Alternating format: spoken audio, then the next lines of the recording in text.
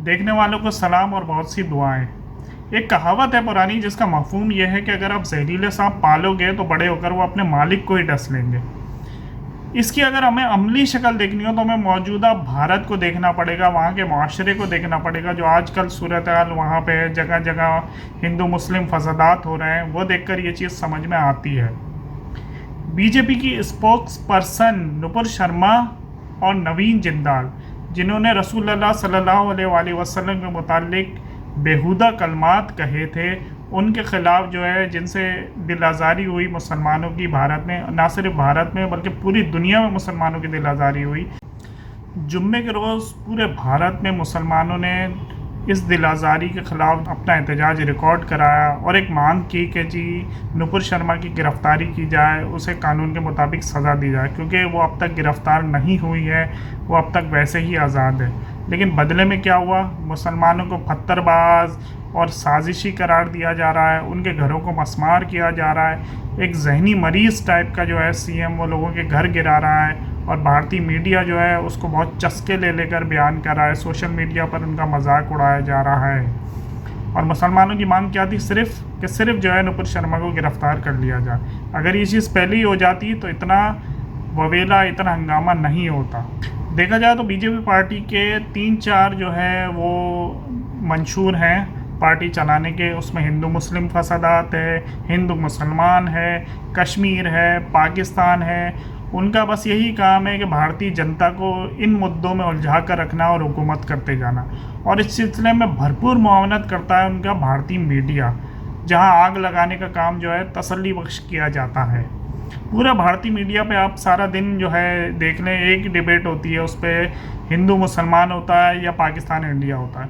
और 1.25 अरब से ज़्यादा भारत की जो आबादी है उसमें भारतीय जनता के जो मसाइल हैं, जो उनके असल मुद्दे हैं, उनको एक तरफ रख दिया जाता है और पूरी भारतीय जनता के जहनों पर वो जहर घोला जाता है जिसके असरात हमें अब नज़र आ रहे हैं, पूरे माशरे में नज़र आ रहे हैं। कि पहले जो है आप किसी दिन सोकर उठे, पता चलेगा कि हिजाब का वो इशू चल रहा है जी टीवी पर, अगले दिन आप सोकर उठे हैं तो पता चलेगा जी अब जो है भारतीय जनता पार्टी ने एक नया मंशूर दिया, वो है अजानों के ख़िलाफ़ कार्रवाई। 70 सालों से अजानें हो रही थी, जब कोई मसला नहीं था, अब जाके उनको अजानों से भी तकलीफ़ हो गई, चलो जी वो भी बर्दाश्त कर लिया। उसके बाद अगले दिन आप सोकर उठे, पता चलेगा जी ये जो मस्जिद है ये इससे पहले मंदिर था यहाँ पर, तो जी नया फड्डा, अब उस पर लगा दो भारतीय जनता को, हिंदू मुसलमान उस पर लड़ते रहेंगे। लेकिन ये सब तो चलता रहता था। मुसलमान जो है चूँकि अपने भारत से बहुत मोहब्बत करते हैं, सच्चे भारतीय हैं, तो वो ये सब चीज़ें बर्दाश्त करते थे क्योंकि भारत में ही रहना है। लेकिन बात जब नबी करीम सल्लल्लाहु अलैहि वसल्लम की ज़ात पर आ जाएगी तो दुनिया का कोई मुसलमान इस चीज़ को बर्दाश्त नहीं कर सकेगा। मुसलमानों ने ये चीज़ बिल्कुल बर्दाश्त नहीं करनी कि आप सब कुछ होते हुए भी नबी पाक सल्लल्लाहु अलैहि वसल्लम की ज़ात को तनकीद का निशाना बनाएं या उनका मजाक उड़ाएं। अच्छा, जब ये इशू उठाया गया तो भारतीय जनता पार्टी है या भारतीय दानिशवर है, अब वो अपनी झेम मिटाकर ये इल्ज़ाम लगा रहे हैं कि जी हमारे जो है शिवलिंग का मजाक उड़ाया जा रहा था, हमारे भी जो है खुदाओं का मजाक उड़ाया जाता है, भगवानों का मजाक उड़ाया जाता है। हालांकि कुरान शरीफ में तो वाज़ेह तौर पे हिदायत है कि आपने किसी के मज़हब का मजाक नहीं उड़ाना।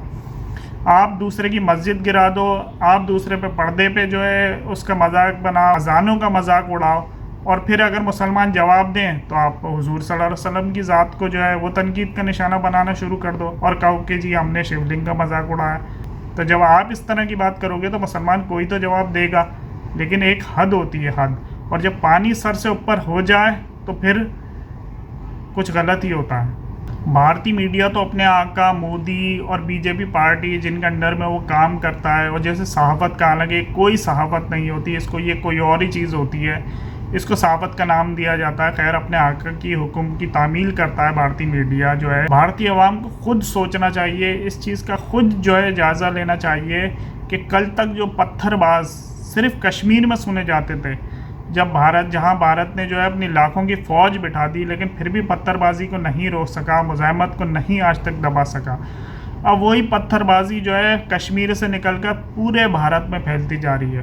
तो इस चीज़ पर जो है ख़ुद भारतीय जनता को सोचना पड़ेगा कि ये क्या होता जा रहा है, और इससे पहले कि देर नहीं हो जाए, ये पत्थरबाजी जो है कहीं और तशद्दुद का रास्ता अख्तियार नहीं कर ले, कहीं उसके पत्थरों के साथ साथ जूते पड़ना भी नहीं शुरू हो जाए। तो इससे पहले जो है खुद समझ पकड़नी है और इन चीज़ों से बचकर रहना है। बहुत शुक्रिया।